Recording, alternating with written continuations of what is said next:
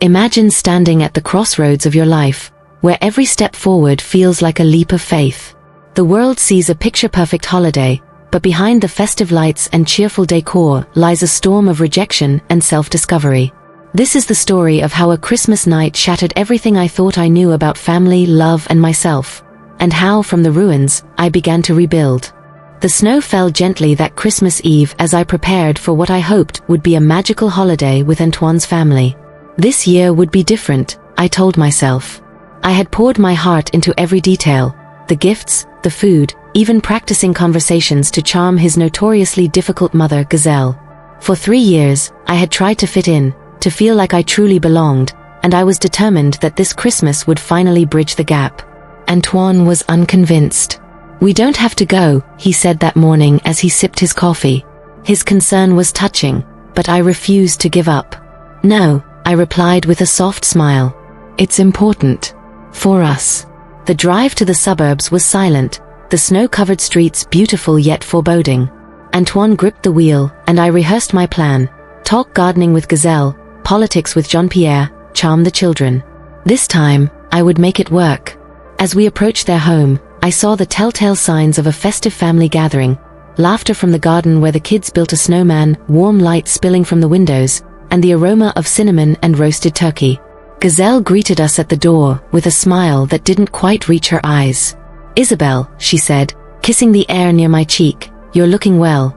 "I brought a chocolate log, your favorite," I said, offering the carefully wrapped dessert. "Oh, that's nice," she replied, barely glancing at it. "I've already made one. Tradition, you understand." Her tone was as icy as the snow underfoot, but I pushed down the sting. Tonight was about family, not my feelings.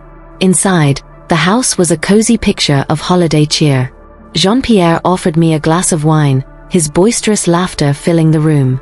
The children squealed with delight as they dashed around the tree, and even Gazelle seemed to relax after a few glasses of wine. For a moment, I allowed myself to believe that everything might turn out all right. As the clock struck midnight, the children tore into their gifts, their joy lighting up the room. Antoine opened his present, a vintage watch I had saved for months to buy, and kissed me with genuine warmth. But as I looked around, my heart sank. There was nothing under the tree for me. I told myself it was an oversight, a mistake. But then I heard Sophie whisper to her husband, "Didn't we get anything for Isabelle?" "Mom said she'd take care of it," he replied with a shrug. A deliberate act. I swallowed the lump in my throat and forced a smile as I helped clean up. But the evening's warmth had been extinguished. When Gazelle cornered me in the kitchen with her cutting remarks, the little strength I had left crumbled. "You're not family, Isabelle," she said, her voice calm yet venomous. "You're just the woman Antoine chose. Without us, you're nothing." Those words struck a blow deeper than I expected. That night, as we drove home in silence, I stared out at the snow-covered streets and questioned everything. How long would I keep sacrificing myself to fit into a world that clearly didn't want me? Antoine, sensing my unease, reached for my hand. "We'll figure this out," he murmured. But as we walked into our apartment, the weight of Gazelle's words followed me. That night, lying awake beside Antoine, I made a decision. Something had to change, and it had to start with me. The morning after Christmas, sunlight streamed through the curtains, its warmth at odds with the cold turmoil in my chest. Antoine was still asleep, but I couldn't stay in bed. My thoughts swirled with Gazelle's words, her icy declaration looping endlessly in my mind: "You're not family. Without us, you're nothing." I walked into the bathroom, my reflection staring back at me from the mirror. The woman looking back seemed like a stranger, her eyes tired, her shoulders slumped under the weight of years spent trying to fit into a mold that wasn't made for her. I couldn't keep living like this. Quietly, I opened the closet and pulled out my suitcase. My hands trembled as I began packing. Shirts, jeans, my favorite sweater, all essentials for what I knew would be a long journey ahead. I didn't have a destination in mind yet, but I knew I had to leave. "Isabelle." Antoine's groggy voice startled me.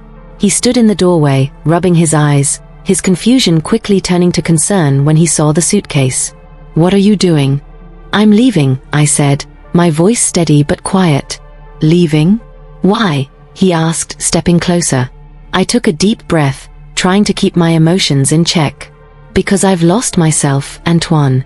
I've spent years trying to fit into your family to earn their approval, and it's broken me. I need time to figure out who I am again. His face fell, and for a moment, I saw the pain in his eyes. Isabelle, I know my family can be difficult, but we can fix this. I'll talk to my mother, I shook my head, cutting him off gently. This isn't about your mother, Antoine. It's about me. I need to do this for myself. He stood there, silent and helpless as I zipped up the suitcase. Where will you go? He finally asked. To Marie's, I replied, thinking of my best friend who had always been my rock. Just for a few days. I need space to think. Antoine reached for my hand.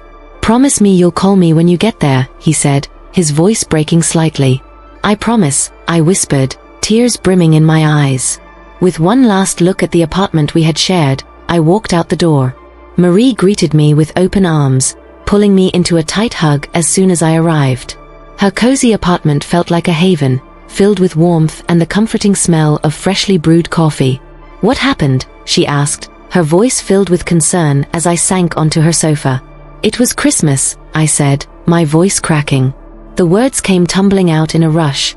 Gazelle's cruelty, the constant rejection, the overwhelming sense of losing myself. Marie listened without interrupting, her expression shifting between anger and sadness. When I finished, she placed a hand on mine. You did the right thing, Isabelle, she said firmly. You deserve so much better than this.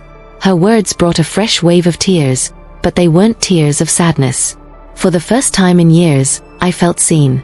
The next few days at Marie's were a blur of emotions and reflection. Between cups of coffee and long conversations, I began to feel the faint stirrings of hope. One morning, as I sipped my coffee and stared out the window at the bustling Parisian streets, an idea began to form. Marie, I said, turning to her, what if I start my own digital marketing company? Her eyes lit up. That's brilliant, Isabelle.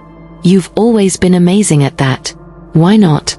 I smiled for the first time in days, feeling a spark of excitement. Why not? For so long, I had been living for others, trying to please Gazelle, trying to hold together a marriage that felt increasingly fragile. But this could be my chance to live for myself, to build something entirely my own. I'll need a laptop, I said, half joking. And lots of coffee, Marie added with a grin. We spent the rest of the day brainstorming, making lists of potential clients, and sketching out a plan. With each step, I felt a little stronger, a little more like the woman I used to be before I got lost in the chaos of trying to belong. This wasn't the life I had imagined for myself, but it was the life I was choosing, and that made all the difference. Days turned into weeks as I settled into my new life at Marie's apartment.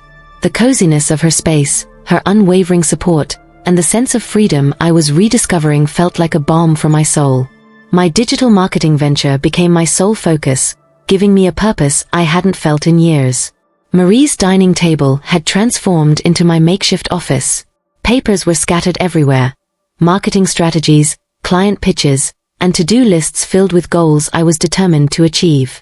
My old laptop, slow but reliable, hummed constantly as I drafted emails to potential clients, reaching out to contacts I hadn't spoken to in years. One afternoon, I received a reply from a former colleague, Emma, who now worked for a boutique brand in Paris. Isabelle, the email began, I'd love to hear more about what you're offering. Let's meet next week. I stared at the screen, hardly believing my eyes. My first potential client. Marie. I shouted, running into the kitchen where she was making tea. What's happened? She asked, alarmed. I've got a meeting, I said, grinning so wide it almost hurt.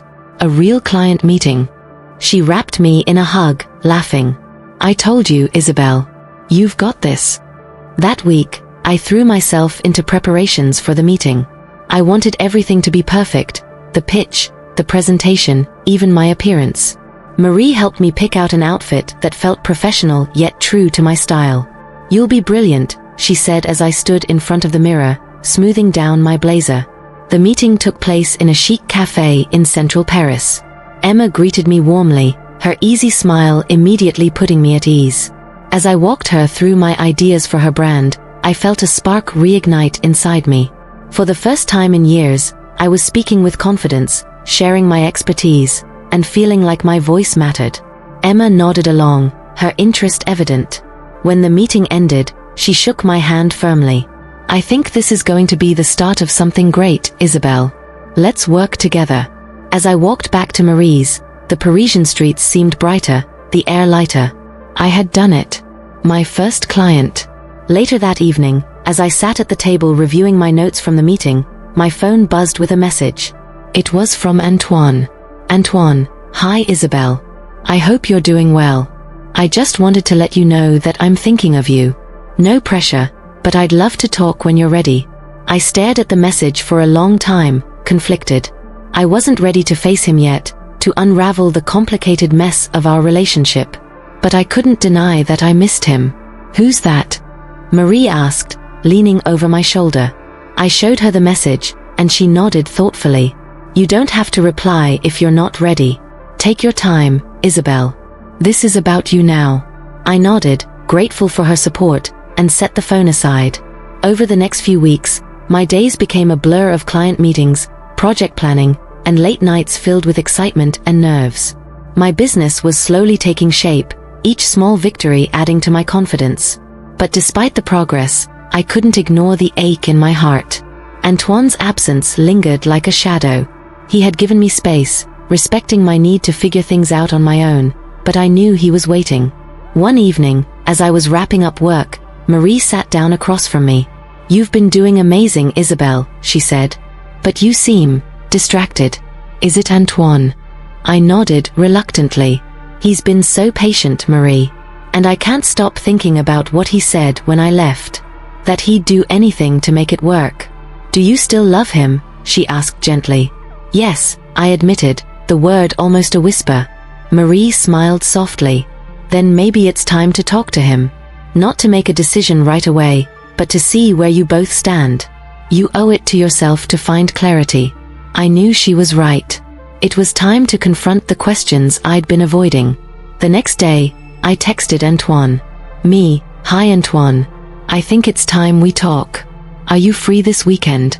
His reply came almost immediately. "Antoine, of course. Just tell me when and where." We arranged to meet at a park near my studio. As the day approached, I felt a mix of anticipation and dread. What would I say? What would he say? When the day arrived, I sat on a bench in the park, watching the families and couples stroll by. The crisp autumn air felt sharp against my skin, heightening my nerves. Antoine arrived right on time, his expression a mix of hope and apprehension. "Hi," he said. I replied, gesturing for him to sit. For a moment, we sat in silence, the weight of everything unsaid hanging between us. "Isabel," he began, his voice tinged with emotion, "I've missed you. And I've been doing a lot of thinking. About us, about my family, about everything. I know I've failed you in so many ways, but I want to fix it. I want to be better." His words caught me off guard. I hadn't expected such vulnerability. "Antoine," I said carefully, "I know you love me, and I love you too. But I need to be sure that we're building something that works for both of us. That I don't lose myself again." "You won't," he said firmly. "I promise. I've already started making changes. I've stood up to my mother, told her she needs to respect you, and me. Things are different now, Isabel. I'm different." As he spoke, I felt a flicker of hope. Maybe, just maybe, there was a way forward. "I need time," I said finally. "I'm not ready to come back yet, but I'm open to seeing where this goes." Slowly. Antoine nodded, a small smile playing on his lips. "Slow is fine. As long as we're moving forward together." As we parted ways, I felt a mix of emotions, hope, fear, and a tentative sense of possibility. Whatever the future held, I knew one thing for sure. I was finally reclaiming my life, one step at a time. The days following my conversation with Antoine were filled with introspection. I had taken the first step toward potentially rebuilding our relationship, but I knew this journey would be anything but straightforward. Trust wasn't something that could be rebuilt overnight. It would take time, effort, and genuine change. Meanwhile, life continued to move forward. My business was growing steadily, and I poured my heart into every project. With each client I signed, my confidence grew. The sense of independence I was rediscovering became an anchor, a reminder that no matter what happened with Antoine, I was strong enough to stand on my own. One evening, as I was reviewing a presentation for a major client, my phone buzzed. It was Antoine. Antoine, I was thinking, would you like to have dinner with me and Sophie this weekend? I know it's a lot to ask, but she'd love to see you, and I think it could be good for us. I hesitated, the thought of facing Sophie again bringing a mix of anxiety and curiosity. She had been the one to reach out to me after I left, her kindness and honesty leaving a lasting impression. Still, the idea of stepping back into Antoine's world felt daunting. I'll think about it. Let me get back to you. Antoine didn't push, which I appreciated. He simply replied, take your time. The next day, over coffee with Marie, I brought up the invitation. Do you think it's too soon? I asked, stirring sugar into my cup absent-mindedly. Marie tilted her head, considering. I think it depends on how you feel. If Sophie's reaching out, it's probably because she genuinely wants to connect. It might be a step toward finding closure, or even healing. Her words lingered in my mind. By the end of the day, I decided to accept the invitation. I messaged Antoine with a simple, yes, I'll come. The dinner was set for Saturday evening at Sophie and Matthew's apartment. As I stood in front of the mirror that evening, adjusting the soft blouse I'd chosen, I felt a familiar twinge of nervousness. Would this be like Christmas all over again, or had things really changed? Antoine picked me up, his smile warm but nervous. Thank you for coming, he said as he opened the car door for me.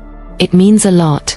We drove in silence, the tension between us not unpleasant but filled with unspoken words.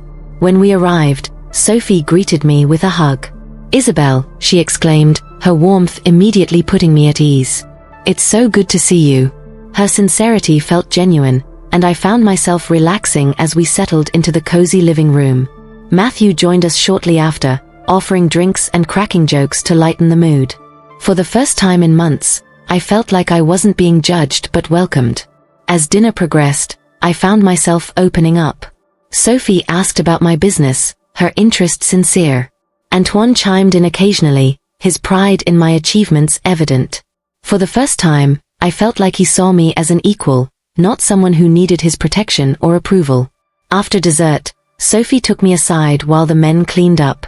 I hope you know how proud I am of you, Isabel, she said, her voice earnest.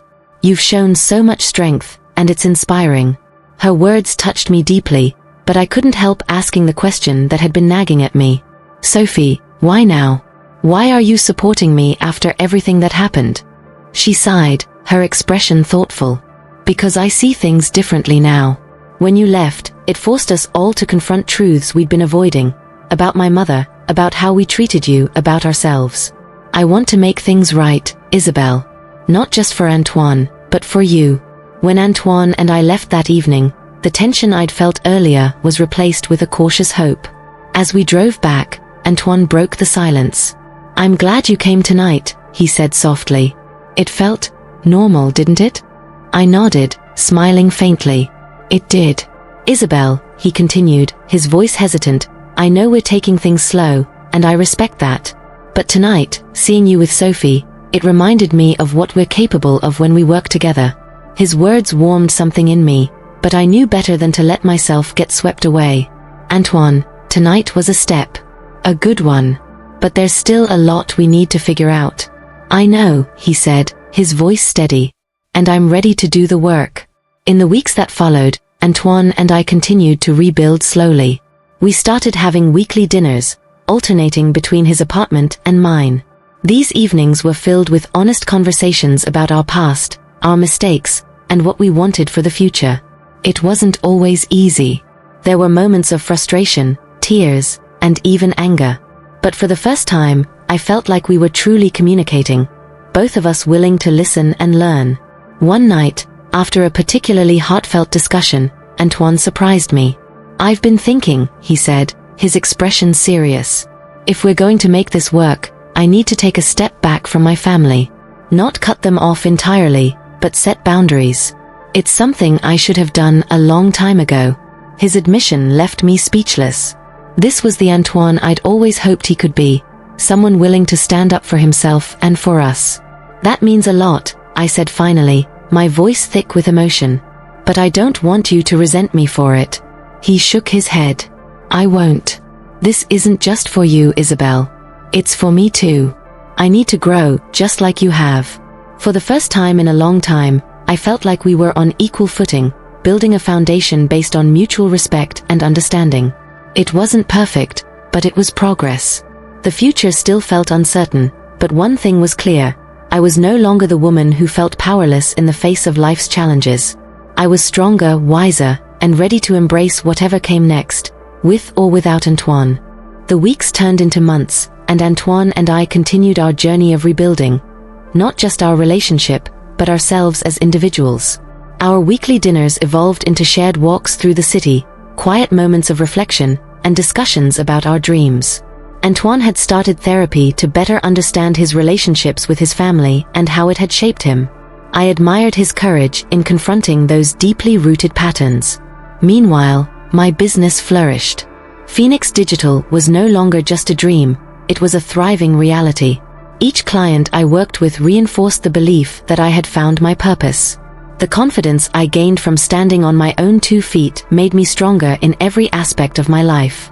I was no longer the woman trying to fit into someone else's mold. I was fully and unapologetically myself. One evening, Antoine invited me to dinner at a small, intimate restaurant. As we sat across from each other, the candlelight casting warm shadows on his face, I noticed how different he seemed. There was a calmness about him, a self-assurance that hadn't been there before. Isabel, he began, reaching across the table to take my hand.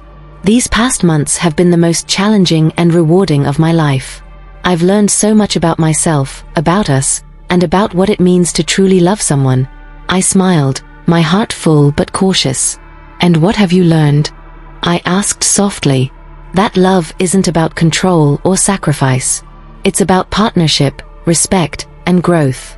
I know I failed to show you that before, but I want to do better. I want us to do better, together.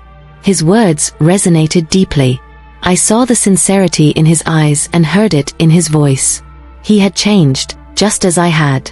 But I also knew that love wasn't enough on its own. It required consistent effort, trust, and a shared vision for the future. I appreciate everything you've done, Antoine, I said, my voice steady. You've shown me that you're willing to grow, and that means more to me than I can express. But I need to be honest with you. I'm still figuring out what I want for myself, for my life. He nodded, his grip on my hand gentle but firm. And I'll be here, however long it takes. I don't want to rush you, Isabel. I just want to be part of your journey. In the days that followed, I reflected deeply on Antoine's words. I thought about the life we had built, the life we had lost, and the possibility of starting anew. I realized that I wasn't afraid anymore, of failure, of rejection, or of being alone. I had faced those fears and come out stronger. One Sunday morning, I called Antoine and asked him to meet me in the park where we had shared our first honest conversation after my departure. As I waited for him, the crisp spring air filled my lungs, a reminder of the fresh start I had been given. When Antoine arrived, he looked at me expectantly, his eyes filled with a mixture of hope and apprehension. I've made a decision, I said, my voice steady. I want to move forward with you. His eyes widened in surprise, then softened with emotion. Are you sure? I nodded. Yes, but on one condition. We build something new, together. No more trying to fit into anyone else's expectations. No more letting the past dictate our future. If we're going to do this, we do it as equals. Antoine smiled, his relief evident. I wouldn't have it any other way. Over the next year, we rebuilt our relationship from the ground up. Antoine's boundaries with his family strengthened, and to my surprise, even Gazelle began to soften. She apologized, not perfectly but sincerely, and for the first time, I saw a glimmer of hope for a better relationship with her. Phoenix Digital continued to thrive, and Antoine became my biggest supporter, celebrating every milestone and cheering me on through every challenge. Our life together wasn't perfect, but it was real. A partnership built on mutual respect and love. On a quiet evening, as we sat on the balcony of our new apartment overlooking the city, Antoine turned to me. Do you ever think about that Christmas? he asked, a faint smile playing on his lips. All the time, I replied, leaning against him. It was the hardest night of my life, but it was also the start of something beautiful. He nodded, his arm wrapping around me. We've come a long way, haven't we? I looked out at the city lights, a sense of peace washing over me. We have. And we're just getting started. That night, as I drifted to sleep, I felt a deep sense of gratitude for the struggles that had shaped me, for the strength I had found within myself, and for the love that had survived despite everything. I didn't know what the future held, but I knew I was ready to face it, with Antoine by my side and my own unwavering strength lighting the way forward. Because I was no longer the woman who doubted her worth. I was Isabelle, strong, independent, and finally whole.